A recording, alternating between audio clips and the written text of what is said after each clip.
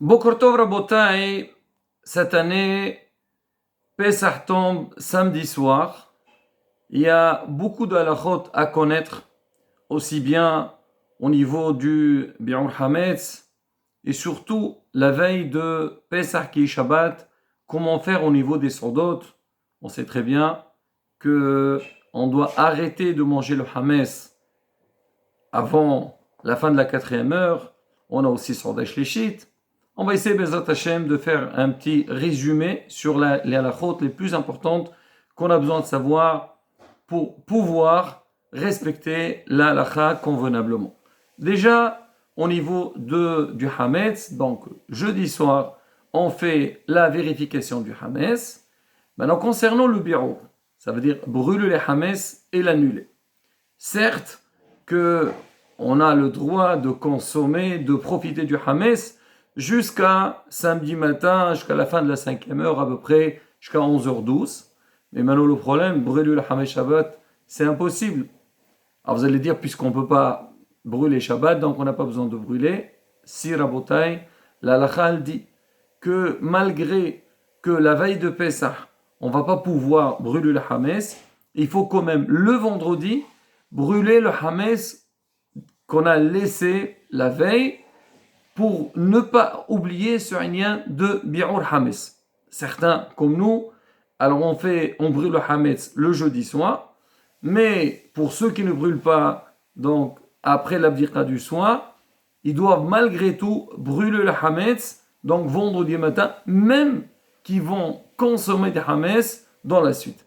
Maintenant, le bitoul, il ne doit pas le faire, c'est-à-dire dire kol hamira des kabir shoti et tout, on n'a pas besoin de faire le vendredi matin parce qu'on va consommer le Hametz et on le fera Bezat Hashem le samedi matin avant la fin de la 5e heure. Maintenant, concernant les séandotes de Shabbat. On sait que manger du Hametz, donc on peut manger jusqu'à la veille de Pesach, jusqu'à la fin de la 4e heure, et le reste de la journée c'est interdit, mais la massa, on n'a pas le droit du tout de la manger la veille de Pesach. Alors comment faire?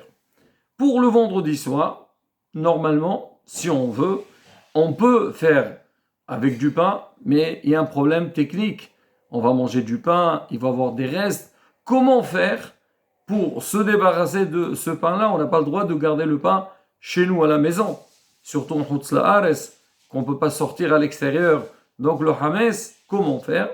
Alors la solution qu'on donne, c'est qu'on essaye de cuire tout dans le kasher, les Pesach, dans les ustensiles donc de Pesach. Maintenant, pour le pain, on achète des pitotes.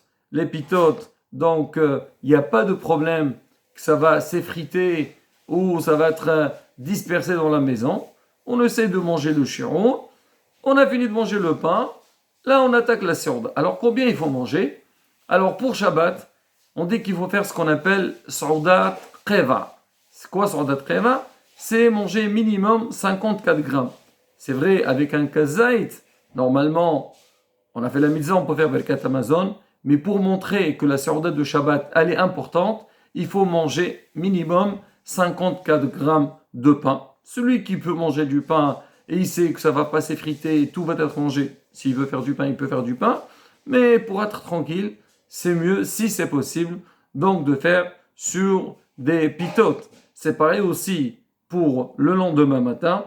À Rabotai, il faut faire la tfila très vite. C'est rapporté dans les Sfarim. Il ne faut pas traîner dans la tfila. Il ne faut pas non plus bâcler la tfila. Faire une tfila plus ou moins rapide pour qu'on puisse rentrer tôt à la maison. Et on fait notre moussi, parce qu'il faut manger du pain. On fait le moussi tôt.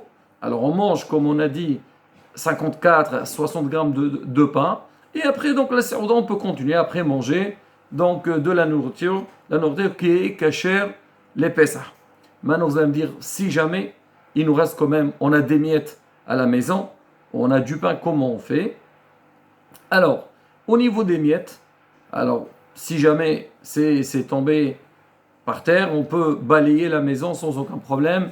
Il n'y a pas de problème de préparer Shabbat pour un autre jour. Maintenant, si jamais sur la nappe, on a des petites miettes de pain, alors on peut les jeter par exemple à la salle de bain et après on fait passer l'eau dessus et il n'y a aucun problème. En Israël, ils ont le hérouf, donc ils le sortent à l'extérieur. Alors, mais il ne faut pas qu'on a des morceaux de pain plus que kazaït, parce que là, il y a un problème, ce qu'on appelle baltashrit. C'est la raison pour laquelle, alors on dit que si jamais on a des miettes, il ne faut pas les mettre tous dans un sac, de manière qu'on peut arriver à un kazaït. On les prend par exemple à la main ou sur un papier, et après on les jette donc dans la salle de bain. Concernant Saudash Lishit, Moreno Arab Ramad Yosef, Zecher Sadiq Kadosh le Baracha, il a donné une solution. C'est vrai qu'on n'a pas le droit de manger la massa, c'est interdit. Mais on aurait la possibilité de manger la matzah qui a perdu le goût de la matzah. Par exemple, si on a pris de la matzah et on l'a mise dans un plat et que la matzah elle a bien absorbé le goût donc, du plat, donc elle n'a plus le goût de la matzah, on aurait le droit de la manger et même faire la bracha de Mossi dessus. Pourquoi? Parce que demain, après la fin de la 4e heure, on mange plus de Hames, donc la matzah devient notre vrai pain. C'est le pain qu'on consomme, donc ça va passer ça devient Mossi. Il n'y a pas de problème de manger la matzah veille de Pessah parce qu'elle a perdu son goût.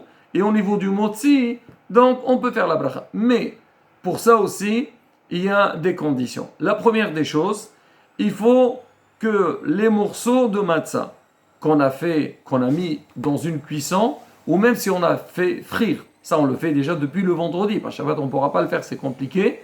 Alors on dit il faut que le morceau de matzah qu'on va faire moussi dessus, il faut qu'il ait minimum, donc il y a un kazaï dedans, minimum 27 grammes. Alors le Rav, il donne une solution, il dit comment faire. Par exemple, aujourd'hui on prépare les plats de Shabbat.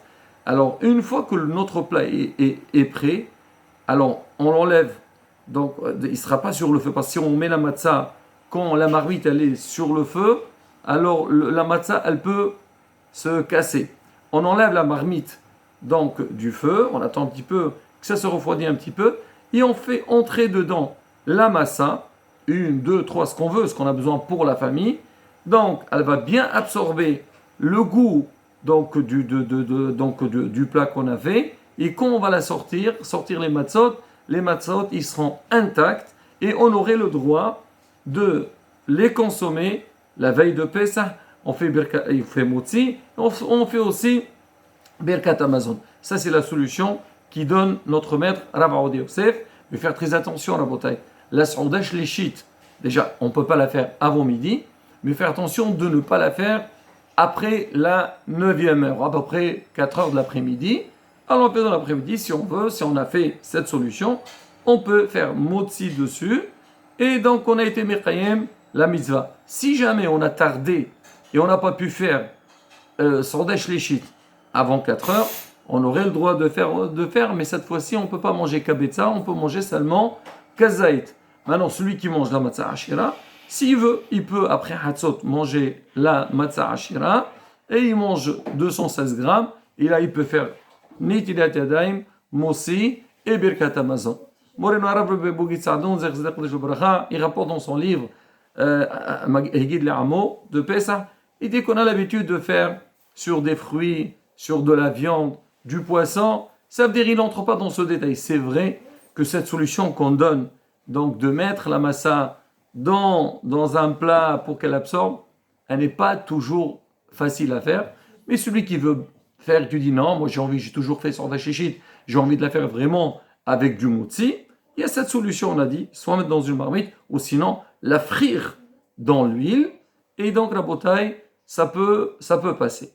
Maintenant, il ne faut pas oublier que demain, Bezrat Hashem, donc à peu près, donc en France, 11h12, alors c'est la fin de la 5e heure, il faut faire le bitoul, annuler kol hamira di kabir shoti, di hazité ou de la hazité, di ba'arté ou de la ba'arté, les petits véléhuis qui afra des ra'a, parce qu'on ne sait jamais, peut-être qu'on a hametz à la maison, donc on annule et on est tranquille. Un autre détail très important à la bouteille, on n'a pas le droit de préparer donc la table de samedi soir pendant Shabbat, parce qu'on appelle ça Michin. C'est assourd de préparer Shabbat même pour même pour Yom Tov. Et surtout, donc encore plus, malheureusement cette année, à cause du confinement en France, donc les prières, ils vont avoir lieu un peu tôt. Faire très attention à la bataille. Même si on a fait Arvit, Shabbat, on est encore dans Shabbat, il faut attendre jusqu'à la sortie des étoiles pour pouvoir préparer, mais pour pouvoir faire des mélachot, il faut attendre donc vraiment, comme dit la sortie de Shabbat, et quelques minutes après la sortie des étoiles. Voilà la bataille, un résumé sur les halachot donc de Pesach qui tombe veille de Shabbat, et on espère aux Hashem, on prie à Kadosh Baruch Hu, qu'on aura la Geoula Shlema, donc très prochainement. Viviat Mishar Setreno B'mira Be'ameno.